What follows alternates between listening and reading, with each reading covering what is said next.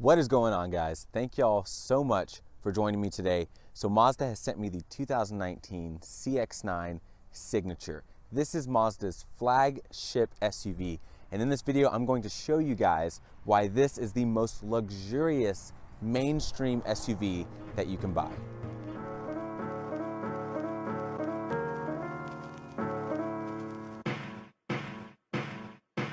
Well, big thank you to Mazda for sending me this car to review for you guys. If you check the link in my description, that will take you straight to their website. You can spec out your own CX9, make it exactly the way you want it, and see how much it's going to cost you. But starting with this exact vehicle, this is the Signature version, so most decked out CX9 you can get. It's finished off in machine gray, which is one of the best grays I've ever seen. I know I say that about a lot of paint colors, which is hard not to because the manufacturers always send me their best paint coats. But this gray is hands down the nicest gray I've ever seen. It looks almost concept car-like in the way that it just has such a liquid metallic look to it, and it just creates this sheen that is so beautiful. It's just such a great car, and it really just sticks to the lines on this vehicle. Now, coming to the front, you have the exact same front end as the previous 2-year models. So you've got the Kodo design language, you've got that huge beak style grille coming up in the front, you've got these bars coming through the middle, so you guys can see that there. Looks really good. You have this giant Mazda emblem in the middle, which is going to house a lot of your radars, and then you even have a camera right underneath that, which is new for 2019. You can see that there. That is going to be for your 360 camera. Now, one cool thing about the Signature, you have a light that's going to flow right in here, so you guys can see that right now, and it looks fantastic. It really makes a statement whenever you're driving this vehicle around at night. It looks really good. Full LED lights on this car, so you're going to have LED halos that are going to be your daytime running light, and you're going to have LED high beams, low beams, and LED fog lights, which are located way down here, if you guys can even see them. They're super tiny, but that's the good thing about LEDs. They don't take up as much space, so you can emit more light in a more compact space. One thing I don't like is you have this sort of fake thing here that's supposed to be, I guess, like where air could go through, but it doesn't. So out of all the manufacturers, I would have thought Mazda would have actually made that functional. And then of course you have the chrome piece, which is going to run the length of the bumper right there. So really good looking front end, really like the way it looks. Now coming to the wheels, you are going to have these 20-inch wheels, which are fantastic looking. I do wish they were a little bit darker, but then maybe that would just be kind of too much gray going on, especially with this color. They look great. I like the style of them. I just wish there was maybe like a black option or something like that. I feel like it would look really cool. But they are going to be wrapped in Falcon tires. I'm not a big fan of these tires, to be completely honest. I just don't think they do a great job putting the power down, but that could also be due to other factors as well. You've got this sort of chrome piece coming down here. You've got some chrome lining the entire window section, and then you have some chrome bars up here to put your crossbars and stuff like that. I really like the side profile of this car. I think it looks really good. You've got this line that starts all the way in the front, works its way down, starts to dissipate, and then you have this line on the rear haunch that starts. And then you do have this new badge, which is going to stand for Signature, and then all-wheel drive. So that is new for 2019. All right, so upon getting into the CX9, you will notice a new feature. No, it's not the key. You do still have your lock, your unlock, your trunk release, and then your alarm, and then a tab on the back to pull out a physical key if the battery dies on either your key or the car. But when you lock the car, you can see the mirrors do fold in, and when you unlock it, they are going to fold out. So that is a new feature. And then coming up to the door handle, you do have your keyless entry, where you just push the button to lock and unlock, and that'll get you inside the car.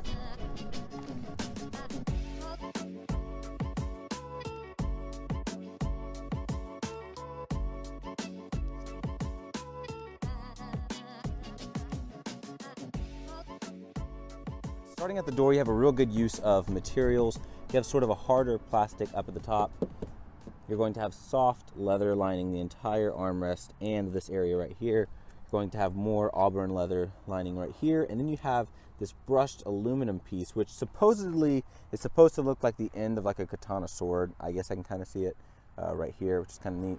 But you can definitely tell it's brushed aluminum. It's got this real cold feeling to the touch. Really high quality stuff. This nice door handle. Then coming down, you're going to have this really thick door handle with this chrome accent here up top, and it also has the orange stitching there. And then you've got the good stuff, which is your rosewood, which is apparently made by a Japanese guitar manufacturer. I think it's called Fuji Guitars is what it's called. And then you have your window controls, your door locks, and then new for this year, if you turn this all the way to the bottom, you do have this to fold in your mirrors. Now coming down here, you do have an illuminated door sill, which says CX9, CX9 branded floor mats, some aluminum switchgear here on the side, 2 setting memory seats, and then your Napa Auburn leather, which is just super supple, really, really good stuff. And you've got this black piping going all along the side with these black accents as you go up, perforations in the middle, and then your color matching stitching going along the side. Really nice attention to detail. You even have a nice little area here to rest your knees against that. And you can't see it now, but you do have a light right here, which is going to be an ambient light, which is really, really nice. The only downside is you can never really see it when you're sitting inside of the cabin, which is kind of a bummer. Over here to the side, you've got some controls. You have your liftgate control, your camera view, parking sensors, your lane keep assist to turn that on or off, and then your traction control next to that. And then coming down here, you have your gas tank release, and then your front hood release as well. Let's go ahead, check out the rest of the car. Quick look at the inside.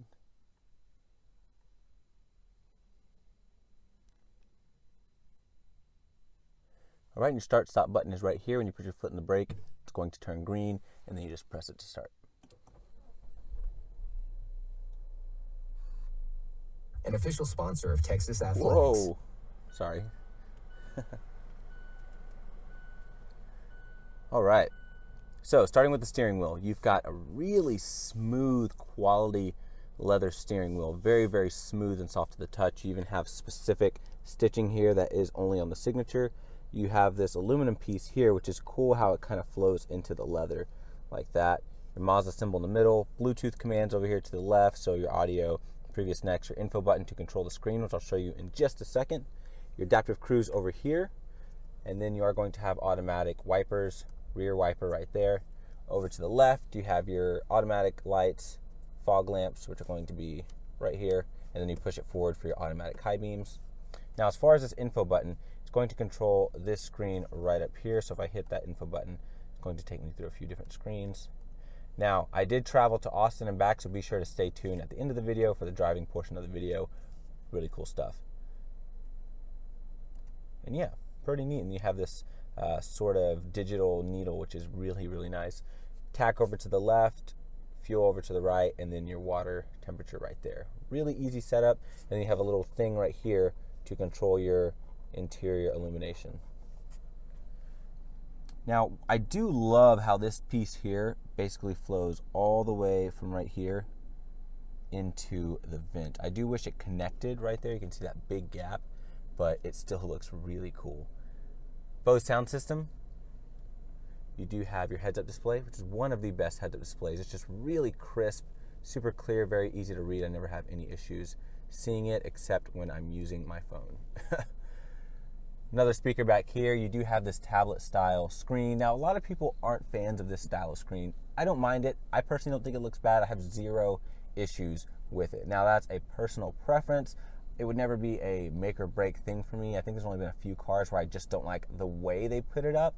At least this one, for me, is kind of in a good area. It's not in my line of sight. So if I'm looking straight right here, it's kind of off right there. So it's not blocking my vision by any means, because if I'm looking here, I've got my heads-up display, I've got my gauges right here, and then I can see this out of the corner of my eye. So it's really not super bad. More leather here, although this part around the screen is hard, and then you have soft right there, which is pretty neat. But I do like this tiered design, how it kind of goes right here, right there, down, and then down again. Really cool. More aluminum here. I know that this is real stuff because I have the AC on right here, and it's really, really cold up to the top, and then the temperature starts to change as I go this way. And it feels really solid. Everything in here feels incredibly solid. Vents, dual zone climate control, heated steering wheel, cooled seats, one of the best cooled seats I've ever used, so it sucks hot air away as opposed to blowing cold air on your already hot body. And then you have your storage area here. Nice shifter with a leather wrapped boot with some stitching there. Put it in reverse. you have your camera, and then if I start to move a little bit, then that's when you're going to start to see your 360 camera come up, just like that. You also have a front camera too. Sport mode, just push that up. It'll say sport mode over here. Push it down, turns it right off. Simple stuff. Electronic parking brake, your commander control. So this is going to be for this screen up here. You can touch it, but it's a far reach. I'm 6 feet tall. My arm is fully extended right now, and I'm still just a little bit away. So I do have to do quite of a reach. So I suggest probably getting used to using this. Home button, music, navigation, back, and then your favorites over here to the right, your volume. There's also a service of give me the VIN.com. And then mute right there. Sorry, headphone users, I probably just scared the heck out of you. But like I said, there's that knee pad here. More of that rosewood coming right here, which it feels so good. You can hear just the grain from it. Aluminum accenting right there. Cup holders are interesting. You have this lip here that sort of gets in the way when you have smaller cups, so you guys can see how it's sort of getting in the way with the smaller cups. But if you have bottles of water or anything like that, it's not an issue. It fits in there just fine. Then you have your armrest, which is this sort of two-tier design. So you have some stitching here. It opens up this way, or it can open up that way. I can still reach in there with one arm. And then if you open up both, you can see your 2 USB ports. The back one is for your Apple CarPlay and Android Auto, so you do have that. And so here's me plugging in my phone with Android Auto. It's really good. SD card holder, auxiliary. You have area to put stuff in here. I have the key to one of my future reviews coming up, which is the 2019 Subaru Forester. Really good vehicle, so be sure you guys stay tuned for that.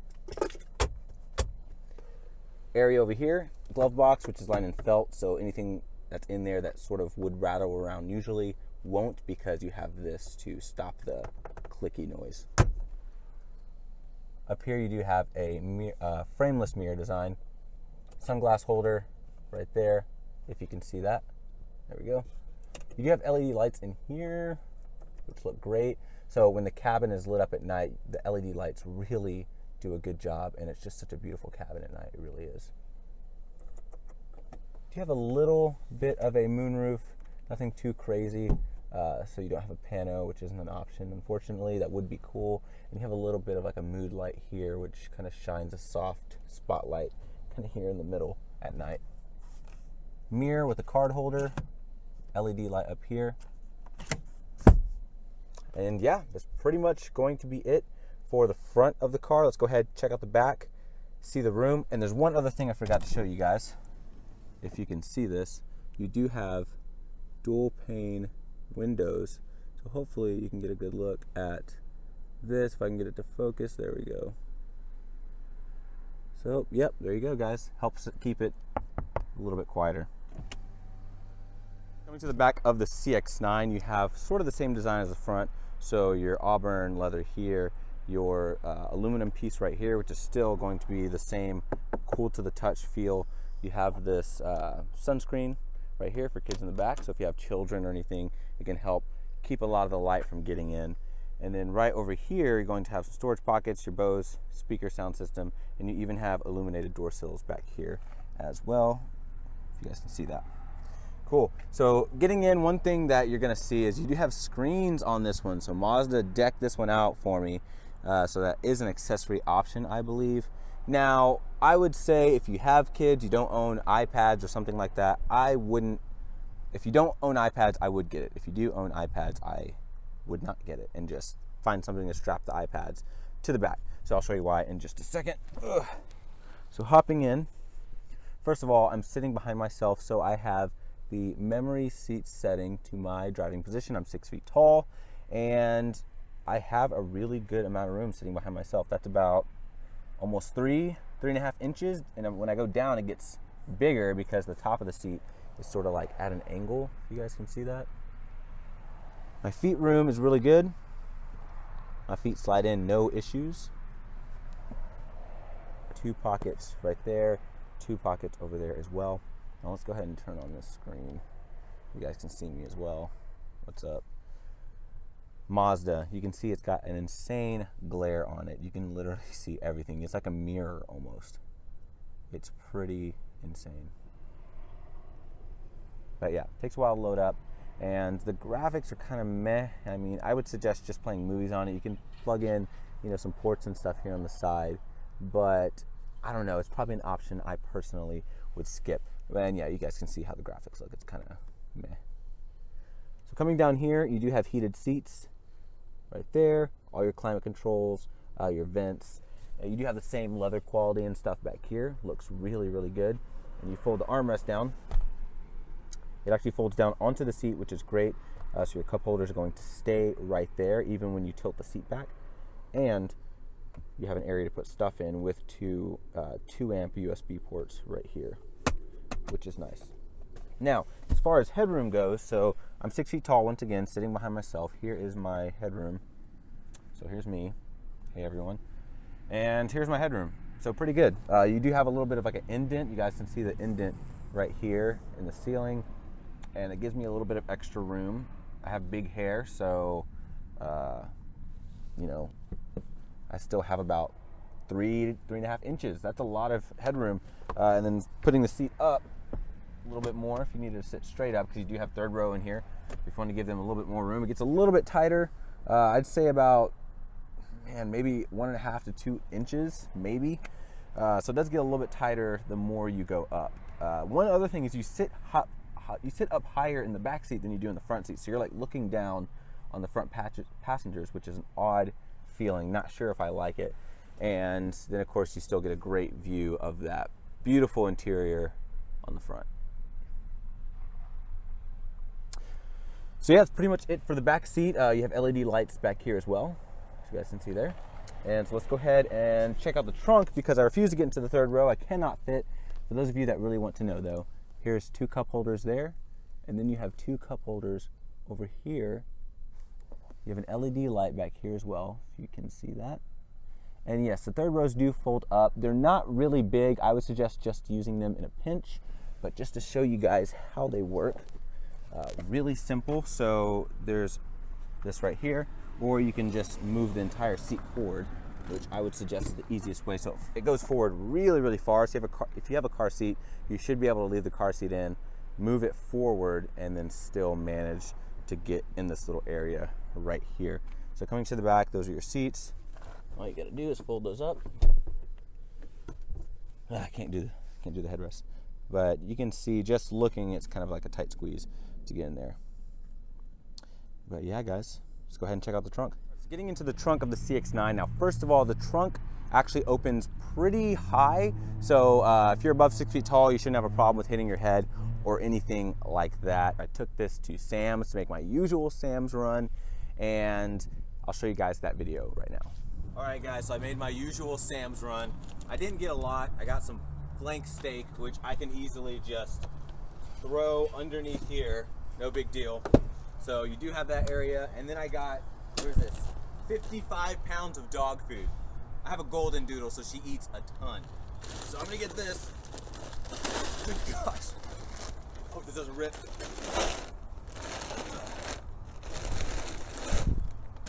So that should be fine, we'll see.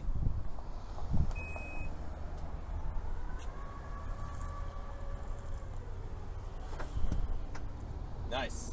But yeah, you can definitely fit a lot more in there, especially with the third row folded down and the second row folded down.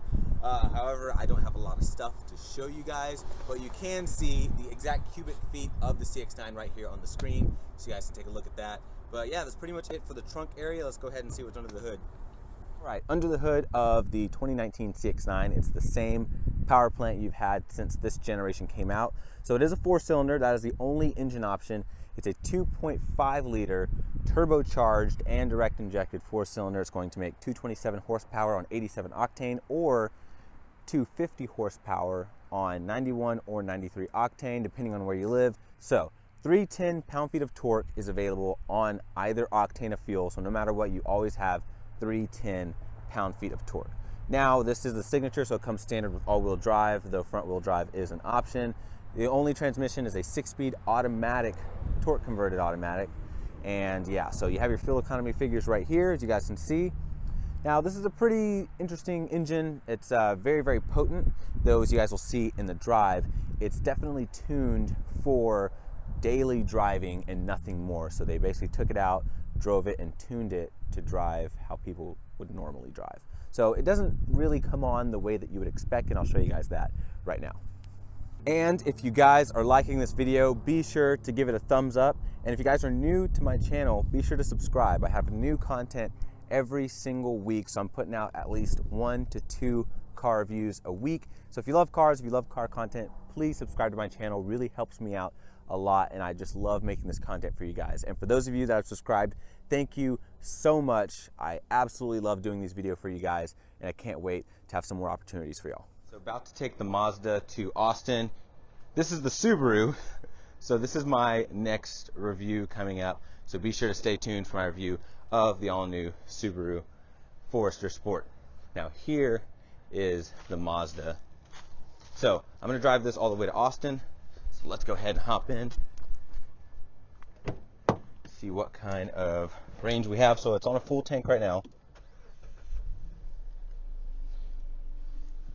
And it looks like, it says I have 373 miles of range, but that's with an average of 20.2. So I'm going to be driving nothing but highway from here to Austin. Here is how many miles it will take for me to get to Austin. So doing normal math, I'm going to see if it actually deducts that amount from here, or if the range will go up, because I'm sure my fuel economy will go up as well. So we'll see how this goes.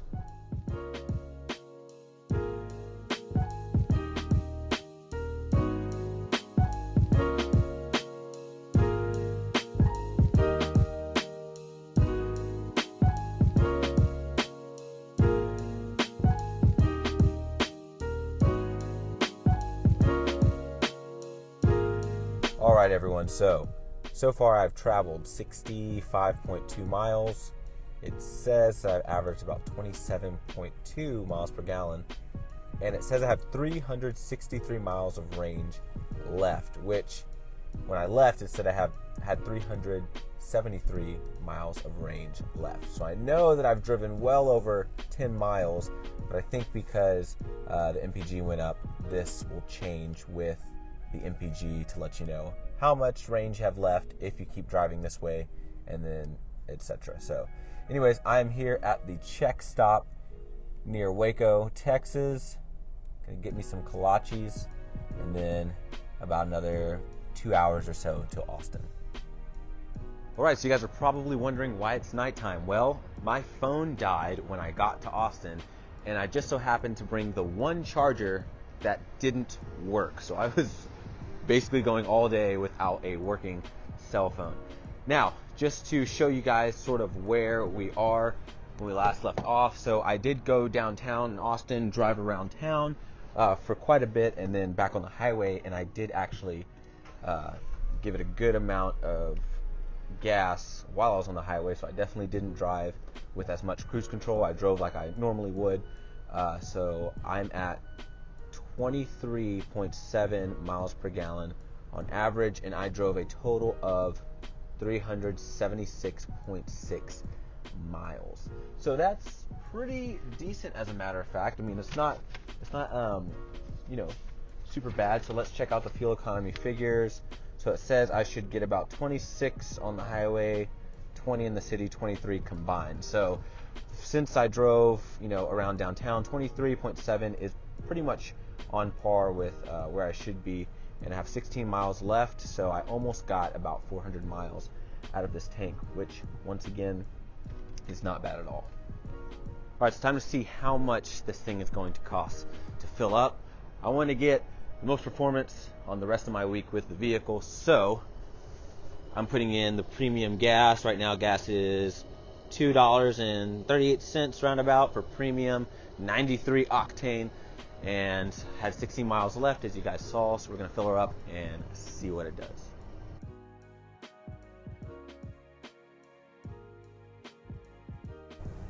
All right, so here's where we stopped, $41.15. Guys, please subscribe, hit that like button, because I can't keep doing this. That's a lot of money. Oh gosh, I don't know why I'm complaining though. We definitely have the best gas prices in Texas. But yeah, there you go. Says it's about 17 gallons. So that's interesting, because It does say that it has about a 19.5 gallon fuel tank, but either way, $41 to fill it up. There you go. Now, the CX9 is still a really good driving vehicle. There are minor complaints that I have about this, and I'll get to that in just a moment. But to start off, first of all, this engine. So the engine is the 2.5 liter turbocharged 4-cylinder. I have full premium 93 octane in here. So as you guys saw, I just went on my road trip to Austin, and then after I got back, I was basically on empty, filled it up with 93 octane, boom. So this is what I have underneath the hood right now. So it's putting out 250 horsepower, 310 pound-feet of torque. That's a lot of torque, and you know, it's a very lively vehicle. The engine, however, doesn't perform the way you think it does. It's very tuned for low end, so, but you do have some really good handling because it is a Mazda, so it grips really, really well.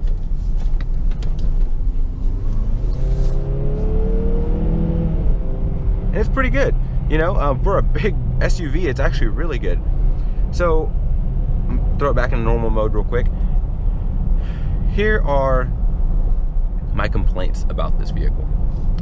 Now, first of all, the all-wheel drive on here is kind of wonky.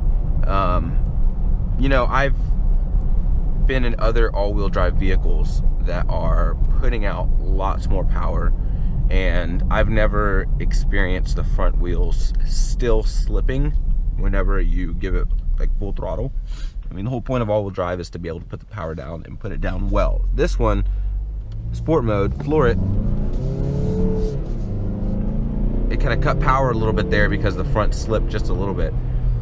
It's a little interesting. You know, with traction control off though, it'll actually spin the front wheels quite a bit. And you know, it's not really a huge issue, but when you have all-wheel drive, especially with Mazda touting that their all-wheel drive is a predictive all-wheel drive, I really wish that this system would distribute power a little bit better or a little bit sooner. I just don't think it does a good job of, you know, shuffling the power back and forth, which is weird. I've driven other current generation Mazda vehicles, and I don't seem to have that problem. I just drove the turbocharged Mazda CX9. You guys can click the card up in the top right hand corner if you want to watch that, but that really didn't have the same issue. It only did it when I was like super hardcore turned, and you know, I would give it gas. That was the only time it did it. All right, so I'm gonna throw it in sport mode. We got traction control off. Turn off my blinker. Let's see how she do. I don't think anyone would ever throw a big SUV around a corner this fast, but I will. All right, hard brake into this corner, pitch it in. Oh, we had the stability control kick in a little bit there. Interesting. I mean, it does a great job. For a massive SUV, this thing is such a good performer. It's pretty impressive. Now, back to the motor. I forgot to mention that for you guys. So it's very linear. The way it builds power is very progressive. It doesn't ever have a point where it just smacks you in the face with boost, which is either a good or a bad thing. I really like the smack in the face with boost kind of feeling. It doesn't give you that very, very smooth, very progressive, very linear, very naturally aspirated like. The surprising part though is when you're on the highway, and like I said, because it's cruising at such a high RPM, when you dip into it at 2500, you're already 100% in full boost. So you have the full 310 pound-feet of torque just ready to go. And so as soon as you dip into it, you just feel this slow diesel-like surge. So if you have ever driven like a diesel truck, especially a powerful diesel truck, it has the same feeling as that. It's almost like you really have to pay attention to see that you're moving at a quick pace. So when I watch the speedometer and I barely dip into the gas, I just see it climb at a pretty quick rate, but it doesn't really feel like you're going that quickly. It's a very surreal feeling. But yeah, so to recap, very comfortable car. The sound quality in here is fantastic from the Bose sound system. It's very tranquil in here. You don't have a ton of road noise. Now, I do have a little bit actually coming in right now, and it's kind of windy today, so you can hear a little bit of wind noise sort of in this area. But I don't have to yell. I can talk at a pretty low volume, and you guys can still hear me. It's very nice. You're just cocooned in luxury in here, it feels like. I mean, just when you look around through your peripheral vision, it feels like you're in a much more expensive vehicle. It feels like you're in a $50,000 to $60,000 SUV. It really, really does. Just the way this chassis is designed and engineered, it's incredible what they're able to do for such a small company. And yeah, now that you have Apple CarPlay, that's a huge plus. And then the cooled seats are great. My wife used the cooled seats one time, and she was shocked by how quickly they worked. They work extremely fast because, once again, they suck the air away instead of blowing air onto you. And yeah, it's really good. Well, I hope you guys enjoyed my review of the 2019 Mazda CX9 Signature. It really is a really great bargain for money. You do make a little bit of sacrifices as far as practicality is concerned, but if you don't need the large amounts of space, if you're the type of family that can live a little bit on the smaller side and you can justify having a vehicle like this, and you just love that driving performance, and you just love that engaging feeling, and you just really enjoy having that passion when you drive, this is seriously one of the best SUVs as far as just excitement and the overall emotional feel goes. It feels very Italian in the emotion way, but then of course you're backed up by Japanese engineering, because, you know, Mazda and Subaru are probably the only two that I know of that still build almost all of their cars 100% in Japan. But yeah, guys, if you enjoyed this review, be sure to give me a thumbs up. Be sure to comment below what other vehicles you guys want me to review. I'm always doing the best I can to review those cars and get them to my channel as soon as I possibly can, so be sure to comment below. Also, comment below, out of these three cars, which would you choose? The Mazda CX-9, Toyota Highlander, Honda Pilot. Out of those three, which would you choose? And if you wouldn't choose either of these three, comment which one you would choose instead and why. But thank you guys. Subscribe if you have not already, and I'll see you guys next video.